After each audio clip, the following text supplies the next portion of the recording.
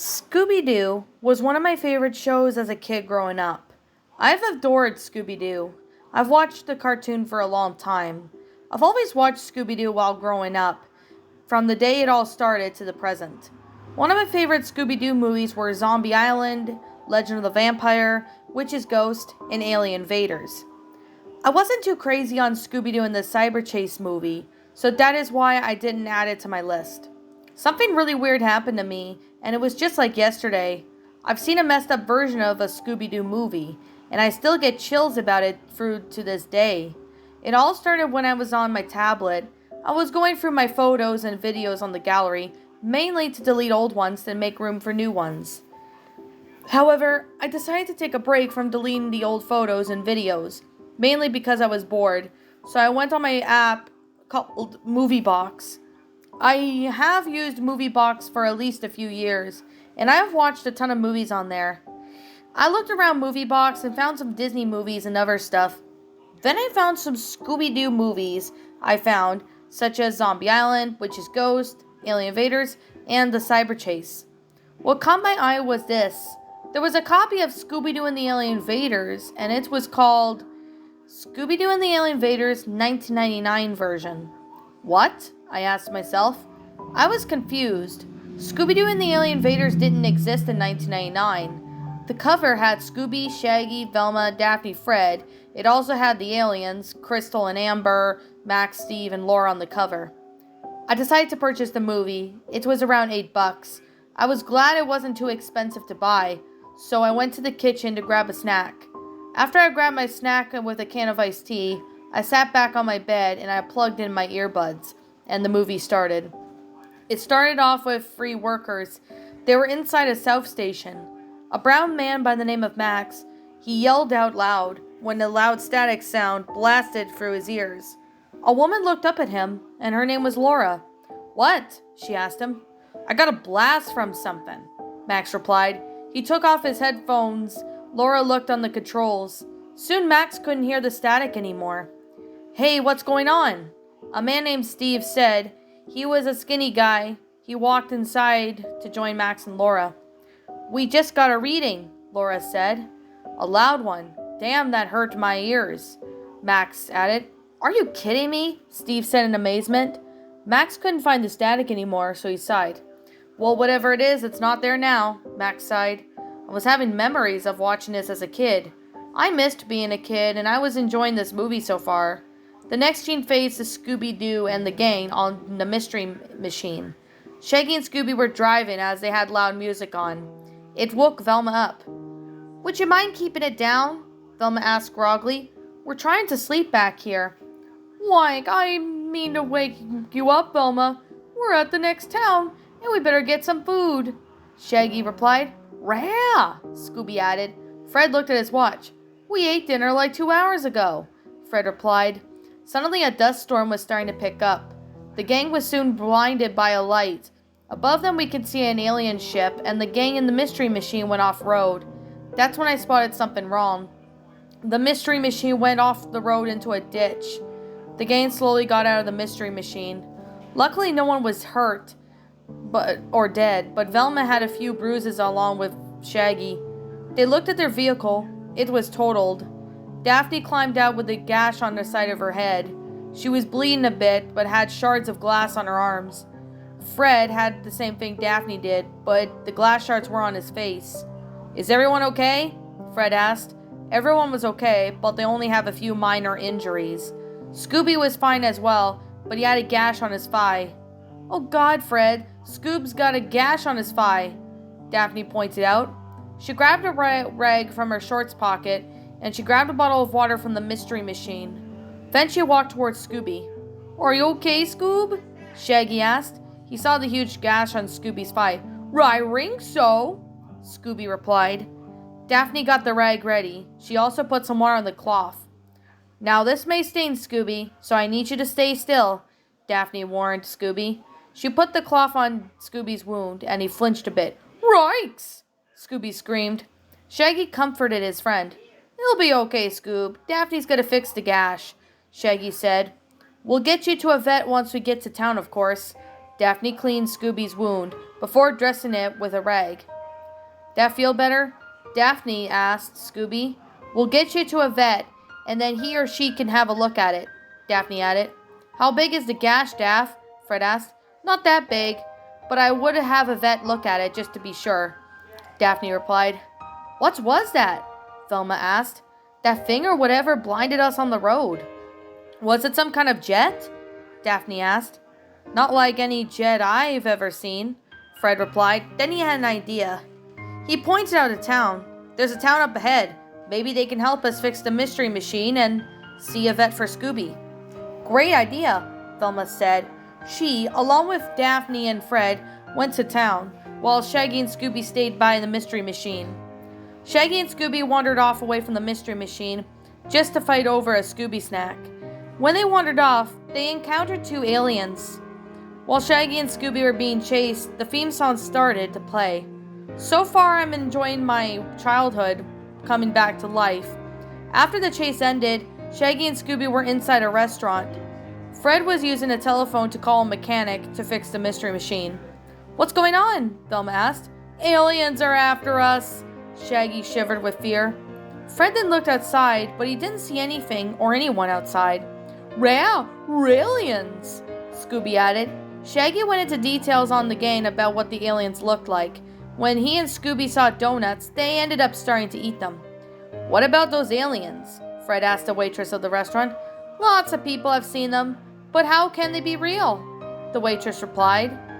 The gang then talked to the waitress about aliens when a man named Lester spoke up. I told you they were real. I was abducted by them, Lester said. The gang caught their attention to him. The cook told Lester to shut up, and then he explained that the aliens did some stuff to him. I'm not going to mention what they did to him. Let's just say it was some rather disturbing information. A lot of folks moved out because mainly of aliens, the waitress replied to the gang. Lester told Fred, Daphne, and Velma what the aliens took to them to their spaceship. The gang was surprised by this. Lester explained more details about his experience with aliens, but I couldn't hear nor understand what he said, mainly because the voice was in some sort of gibberish or something. It may have been another language, but I wasn't sure. Then what happened? Velma asked. I don't remember. They knocked me out real good, Lester replied. Daphne shivered with fear. Damn, that's creepy, Daphne said with chills in her voice. Fred hugged her close. I'm not going to let them hurt you, Daphne, he said to his girlfriend. If they do, I'll make sure it's the last thing they ever do.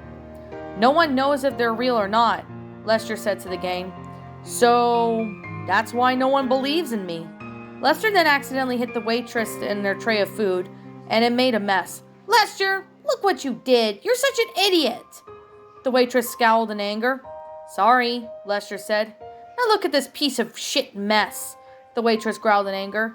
Scooby was about to get the food, but Shaggy beat him to it and cleaned up the mess. Since our mystery machine is broken down, a mechanic said he'll fix it sometime tomorrow, Fred said.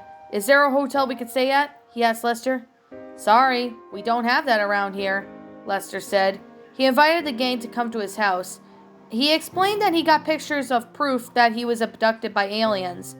The next scene was shows at the gang at Lester's house as they walked inside. There was a lot of neat space stuff, and there were paintings. Where can we sleep? Velma asked Lester.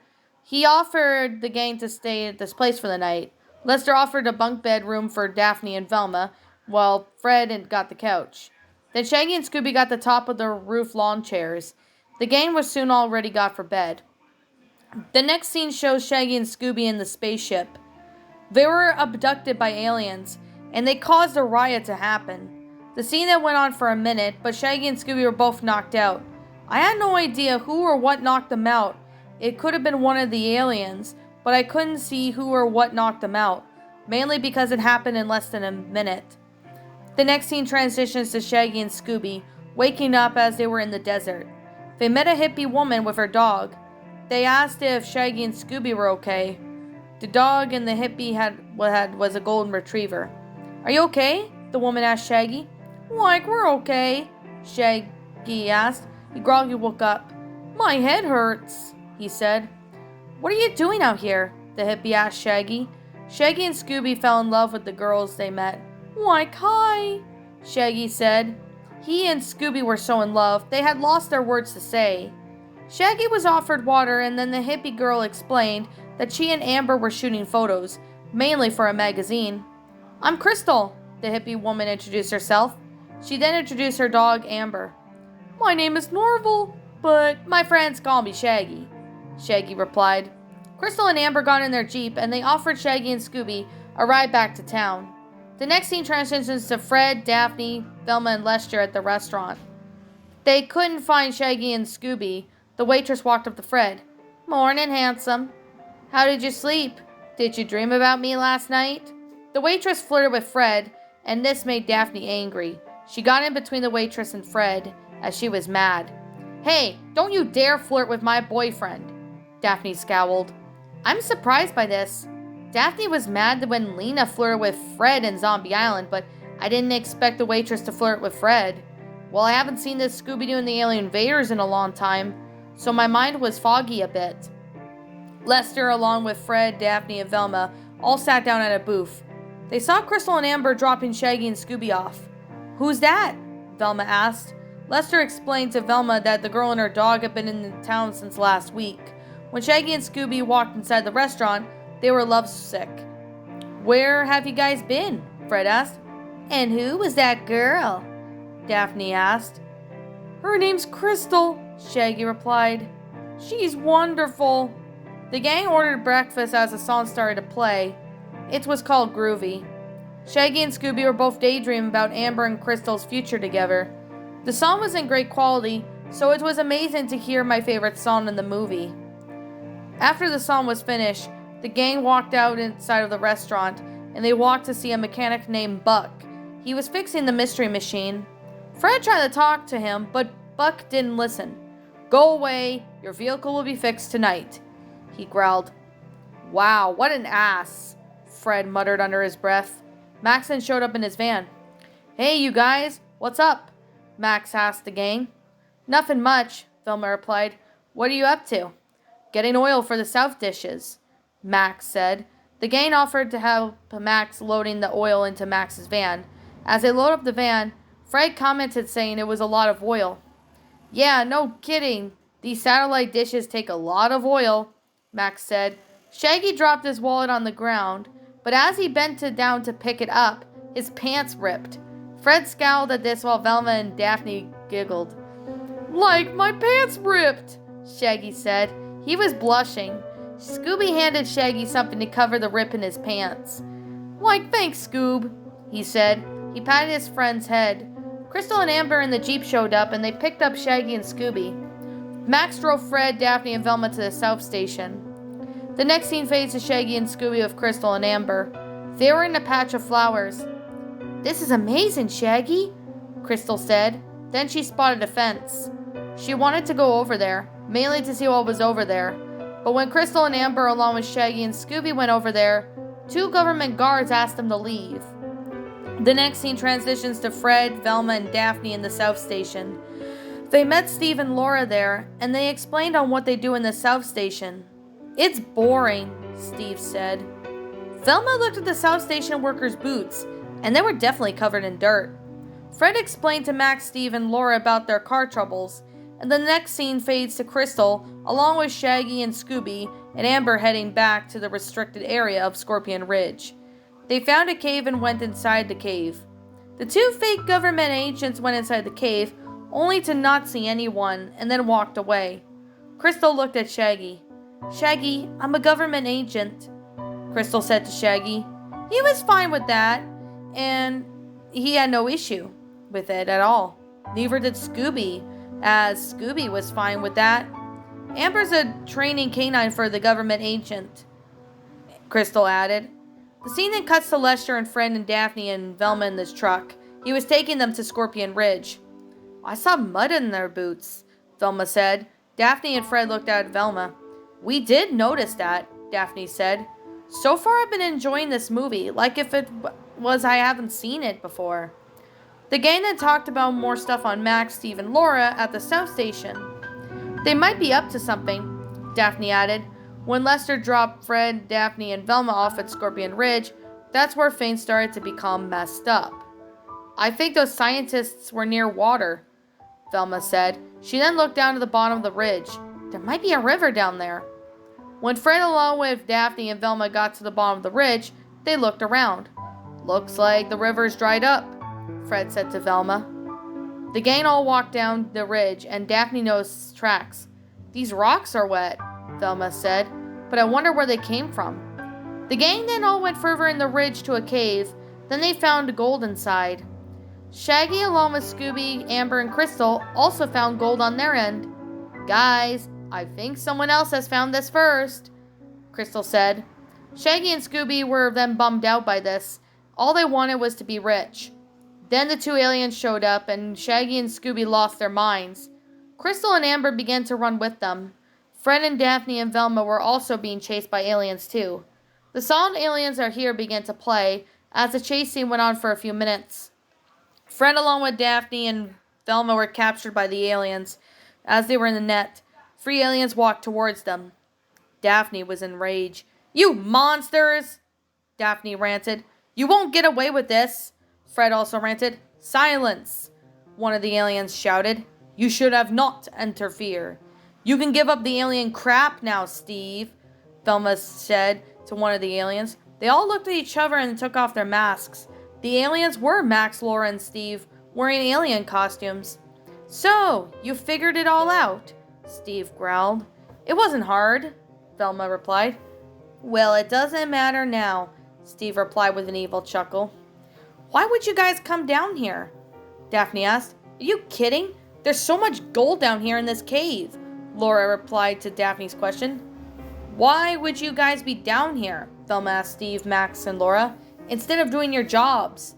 Well, I was doing my job until I come across this mine, Max began to explain. He told the gang about what he was doing at his job until when he found the mine and they explored and found a lot of gold. So they didn't bother to tell anybody about the abandoned mine, so they had to hire 2 fake agents just to block off the property. 2 fake MPs? Velma asked. That's right, Steve began. They guard the property while we mine in shifts. And you guys keep your easy jobs at the South Station, Velma replied. You're pretty smart, Velma, but too bad. This will be the death of the 3 of you, Steve said evilly. Now right there I was starting to get a bit nervous at this point. I never knew how dark this movie would be. The next scene that shows Shaggy, Scooby, Amber, and Crystal in the cave. They got up after sliding down a rock slide. They walked up to see a dead end. When they looked down to see a long way down, and then the scene fades to Steve, Laura, and Max with Fred, Velma, and Daphne captured. So what the hell was up with the alien costumes? Fred asked. Something to scare people away so they don't snoop around, Steve explained. He along with Laura and Max showed Fred and Daphne stuff they bought with the gold they mined, and made itself as an alien spaceship as well. I knew it was all fake. See, gang? Fred was cut out by a gun, cocking the safety off. Steve was pointing the gun at Daphne. I'm gonna shoot your girlfriend right here. Steve chuckled. You better not. I'll kill you if you do, Fred ranted. The next scene then shows Scooby, Shaggy, and Crystal and Amber trapped on a dead end with 2 fake MPs. We've come to see if you were all right, one of the MPs said. What are you gonna do? Another MP said. Shaggy and Scooby was defending Crystal and Amber. The 2 girls' feet touched their peace sign necklaces, glowing colors as they transformed to aliens. The MPs were scared off, as Shaggy and Scooby fought that they scared them off. Crystal and Amber transformed back. Luckily, Shaggy and Scooby didn't see their alien forms at that time. You scared them off, Crystal cheered. You're real tigers when you want to be. They better not mess with Shaggy or my pal Scooby, Shaggy replied. Suddenly a loud gunshot rang, followed by Daphne's screams of pain and terror. Shaggy and Scooby's hearts dropped. That loud gunshot scared the shit out of me. Zoinks! That sounded like Daphne! Shaggy and Scooby, along with Crystal and Amber, ran to save their friends. The next scene cuts to Daphne crying and bleeding. She was shot on her arm, and Fred was furious. You shoot her again, I'll rip your throat out, Fred growled as the gun was pointed at Fred. Try anything, and you'll be sorry, Steve said. The fake MPs then ran towards Steve, Laura, and Max. They were screaming about aliens. The hell are you guys talking about? Steve, along with Max and Amber, turned their attention to the fake MPs. Shaggy, along with Scooby, Crystal, and Amber, showed up. Fred got out of the net and then pulled the injured Daphne out as well. The MPs then grabbed Shaggy and Scooby, and they were about to hit them. When Crystal and Amber touched their peace sign necklaces, they transformed into aliens. The two MPs dropped Shaggy and Scooby, as they, along with Steve, Laura, and Max, were surprised. Velma, along with Fred and Daphne, were surprised as well. As Shaggy and Scooby turned around to see Crystal and Amber as aliens, they both screamed and ran away. Laura and Steve were surprised. "I don't believe it. Real aliens," Steve said to Laura. Then he had a plan. "If we capture these aliens, it'll be worth than all of this gold." Laura then loved the idea and followed Steve. Max, along with the two MPs, were backing away from the two aliens. "Get the hell away from us," Max pleaded. Amber grabbed what looked like a large pipe. Then she tied the pipe so tight around the MPs and Max. Steve comes after Crystal and Amber with a gun, double-barreled shotgun. I noticed the shotgun was familiar. It looked like the one from Serious Sam the first and second encounter games. Steve then started to shoot at Crystal and Amber, but luckily they dodged the shots. Daphne looked to see Shaggy and Scooby hiding a rock. "Shaggy! Scooby! Those aliens are Crystal and Amber!" Daphne called to Shaggy and Scooby. "What are you talking about?" Shaggy asked. "Look at them," Velma said. Shaggy saw Crystal was trapped in a corner with Steve loading his double-barreled shotgun. He was going to kill Crystal. "Shaggy, help!" Crystal in her alien form cried. "Zoinks, I'll save you!" Shaggy then ran towards Crystal, only to have Steve shot Shaggy in the hips. He fell down in pain. "Shaggy!" Crystal cried, as Amber grabbed Steve's shotgun and snapped it in two. "No one hurts my friends," the alien Amber spoke. She sounded like Cortana from Halo for some reason. Amber grabbed Steve and then threw him across the cave, and he only had scrapes from the fall. Laura had what looked like a flamethrower. It looked like the one Sam uses in the second encounter game. "Time to burn in hell," Laura said. She tried to set Amber on fire, but Amber dodged the flames. She grabbed the flamethrower and smashed it into bits.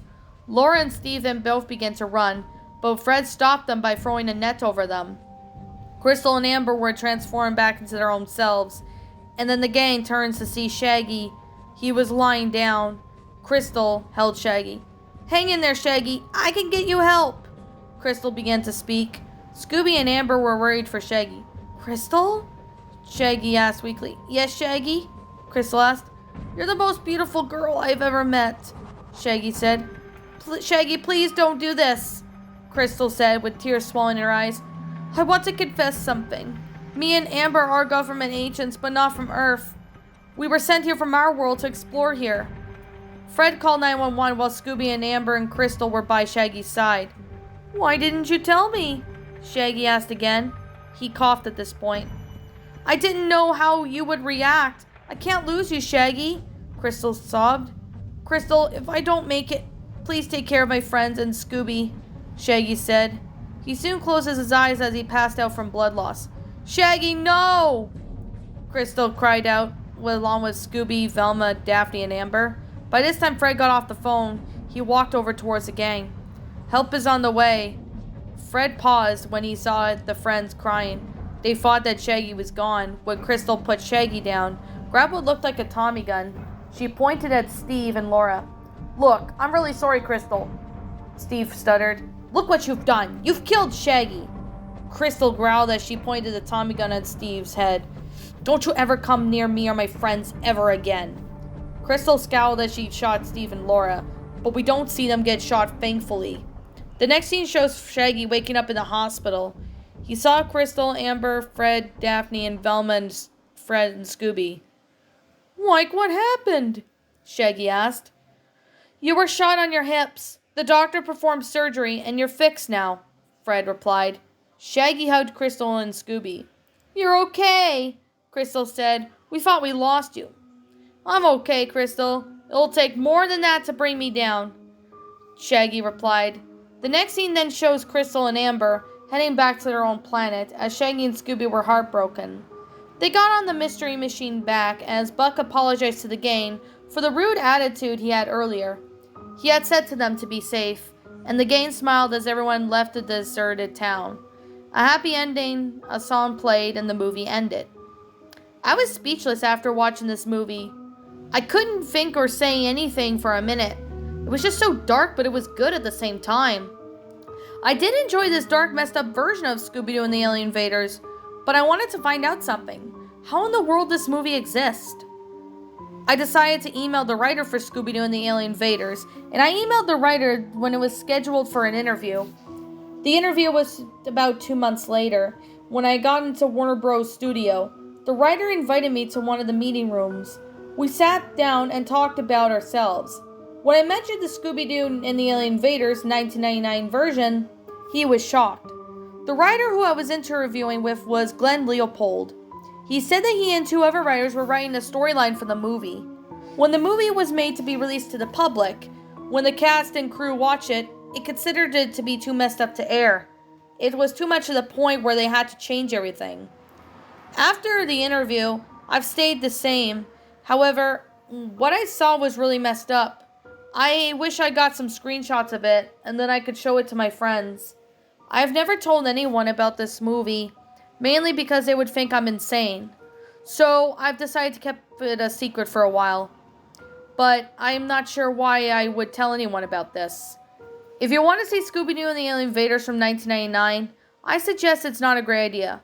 Yet again, if you want to, go ask one of the writers for Scooby-Doo and the Alien Invaders, and they'll show you what they had in store at the time.